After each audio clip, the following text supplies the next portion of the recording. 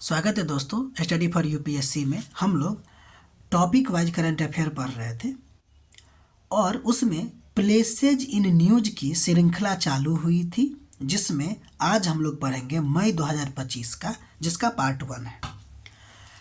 इसमें एक क्वेश्चन इससे रिलेटेड है कि 7 शिखरों की एक चुनौती होती है जो प्रत्येक महाद्वीप में जो शामिल ऊंची चोटी है ना, उस पे चढ़ना होता है।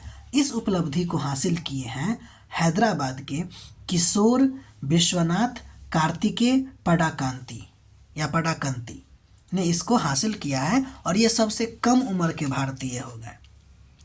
ठीक, तो 7 शिखरों की चुनौती है और हम एक एक करके, ये बहुत सिंपल है जो हम लोग जानते भी हैं, लेकिन फिर भी ये मदद तो कर ही सकता है। जैसे देखिए, महाद्वीप और उसकी सबसे ऊंची चोटी पे इन्होंने चढ़ा था। जैसे अफ्रीका की बात करें तो इसकी सबसे ऊंची चोटी है किलिमंजारो। यूरोप की बात करें तो एल्ब्रुस। दक्षिण अमेरिका की बात करें तो एकांकागुआ। ऑस्ट्रेलिया की बात करें तो कोसियुस्को, है ना। और अंटार्कटिका की बात करें तो माउंट विल्सन, ठीक है ना। और अगर हम एशिया की बात करें तो माउंट एवरेस्ट, और उत्तरी अमेरिका की बात करें तो डेनाली। आपको ये दिख गया होगा, आपने नोट बना लिए होंगे। अब आपको करना क्या है कि ऊंचाई में अवरोही या आरोही क्रम से इसको सजा के लिख लीजिएगा। ठीक, हो सकता है कह दे इसको अवरोही या आरोही क्रम में सजाइए। ठीक, तो हम लोग आगे बढ़ते हैं। अब अगला नंबर जो टॉपिक न्यूज में था वो था आपको घग्गर नदी। ध्यान दीजिएगा, घग्गर नदी जो है आपको हिमाचल प्रदेश के शिवालिक पर्वत श्रेणी से निकलता है या शिवालिक पर्वत माला से निकलता है। ठीक है, हिमाचल प्रदेश में यह जो घग्गर नदी है वह हिमाचल प्रदेश से होते हुए हरियाणा, पंजाब और राजस्थान तक बहती है। राजस्थान में इस नदी को हम लोग हकरा रिवर कहते हैं, इस बात को ध्यान रखिएगा। ठीक, अगर आपसे पूछा जाए कि यह नदी सदाबहार है क्या, तो कहेंगे नहीं, यह अनियमित नदी है, यानी मौसमी नदी है जो केवल मानसून के मौसम में ही बहती है। ठीक है, और इम्पोर्टेंट बात इसका ये है कि यह जो नदी है ना वो अरब सागर तक नहीं पहुंचती है, बल्कि थार मरुस्थल में जाके विलुप्त हो जाती है। ये इसका बहुत ही इम्पोर्टेंट फैक्ट है। कौन? तो घग्गर नदी। वैदिक इरा में जब हम वैदिक नदी को पढ़ते हैं तो सरस्वती नदी के साथ इसकी पहचान की जाती है। और इसकी सहायक नदियों की अगर बात कीजिएगा तो कौशल्या, मारकंडा, टंगरी, ये सब इसकी सहायक नदी है। ठीक है, उम्मीद है आप लोग इसका नोट बना रहे होंगे। तो हम लोगों ने पढ़ा घग्गर नदी के बारे में। अब हम लोग आगे बढ़ते हैं। कंचनजंगा, ये भी आपको न्यूज में था। ठीक है, क्योंकि पर्वतरोही बहुत ज़्यादा यहाँ पे जाते रहते हैं, तो जो पर्यावरणविद सब थे वो लोग कह रहे थे कि यहाँ पे अब पर्यटन को रोका जाए। ठीक है, तो इसलिए ये टॉपिक न्यूज में आ गया था। तो हम लोग कंचनजंगा के बारे में पढ़ते हैं कि विश्व की तीसरी सबसे ऊंची पर्वत चोटी है। ये क्या है? विश्व की तीसरी सबसे ऊंची पर्वत चोटी है और भारत की सबसे ऊंची चोटी है। ठीक है, अच्छा ध्यान दीजिए, हम आपको यहाँ पे एक फैक्ट बताना चाहते हैं। अगर हमको कहा जाए कि भारत की सबसे ऊंची चोटी है तो कंचनजंगा, नो डाउट। अब देखिए, इससे सबसे विश्व में ऊंची जो है आपको एवरेस्ट है। उसके बाद जो है ना वो केटू, या जिसको गॉडविन ऑस्टिन भी कहते हैं, और ये आपको काराकोरम वाले पार्ट में है और ये भारत में है। अगर क्वेश्चन को बदलने की कोशिश करें कि भारत में सबसे ऊंचा, तो केटू हो जाएगा क्योंकि ये पीओके वाले पार्ट में पड़ता है।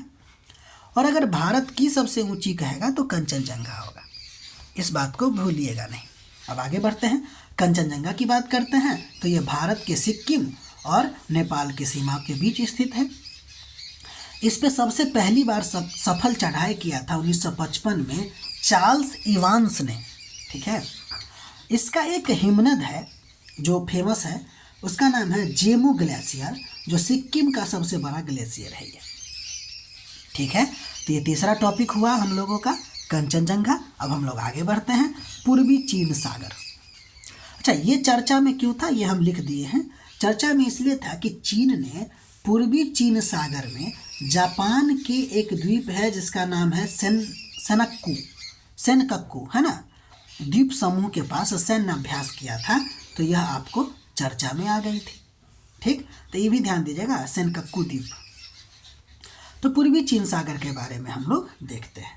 पहला बात कि यह एक मार्जिनल ओशन है या फिर सी है, सीमांत सागर है। किसका? प्रशांत महासागर का। पूर्वी चीन सागर प्रशांत महासागर का एक सीमांत सागर है। अगर आप इसके अगल बगल में देखिएगा तो देखिए, इसके नॉर्थ में कोरिया प्रायद्वीप और साउथ में ताइवान, और इसी के अगल बगल में ताइवान जलडमरू मध्य है। इसके पूरब में जापान है और पश्चिम में आपको पड़ता है इसका चीन। ठीक है, अब देखिए, अगर हम कोरिया और चीन के बीच में देखें तो आपको एक सी मिलेगा जिसका नाम है येलो सी यानी पीला सागर। इससे पहले हम पढ़ाए हुए हैं टॉपिक इन न्यूज में इसके बारे में। कोरिया और जापान के बीच आपको सी ऑफ जापान दिखता है और ताइवान और चीन के बीच आपको दक्षिण चीन सागर दिखता है, और हम ये भी आपको पढ़ा दिए हैं। तो यहाँ से इस जगह से रिलेटेड हमने 3 चीज़ आपको पढ़ा दिया, येलो सी, दक्षिण चीन सागर और अभी पूर्वी चीन सागर के बारे में आपको बताएं। ठीक, अभी आगे बढ़ते हैं। ध्यान दीजिएगा कि यह जो सागर है ना, पूर्वी चीन सागर, वह आपको पीला सागर, दक्षिण चीन सागर और जापान सागर के साथ जुड़ के एक समुद्री मार्ग बना देता है। ठीक है, अब हम लोग आगे बढ़ते हैं। अगला जो टॉपिक न्यूज में था वह था आपको किलाउ ज्वालामुखी। पहली बात, यह हवाई द्वीप पर है, और ये जो किलाउ ज्वालामुखी है ना, वो आपको पैसिफिक रिंग ऑफ फायर का हिस्सा है, और यह एक प्रकार का सिल्ड ज्वालामुखी है या सिल्ड वोल्केनो है। हमने आपको वोल्केनो का आज दूसरा पार्ट बता रहे हैं। पहले हमने आपको वोल्केनो में माउंट ईबू के बारे में बताया था, IBU, माउंट ईबू। ये भी आपको ज्वालामुखी है जो आपको इंडोनेशिया के हल्महेरा द्वीप पर था, और ये बता इसलिए रहे क्योंकि ये एस्ट्रेटो ज्वालामुखी था। क्या था? एस्ट्रेटो। और ये आपको सिल्ड ज्वालामुखी है। तो आपको सिल्ड ज्वालामुखी का 2 प्रकार भी पता चल गया, एक एस्ट्रेटो और दूसरा सिल्ड। तब हम लोग सिल्ड के बारे में पढ़ते हैं, एस्ट्रेटो आपको बता चुके हैं, या इसी को लेयर्ड ज्वालामुखी भी कहते हैं। तो सिल्ड वोल्केनो के बारे में देखिए।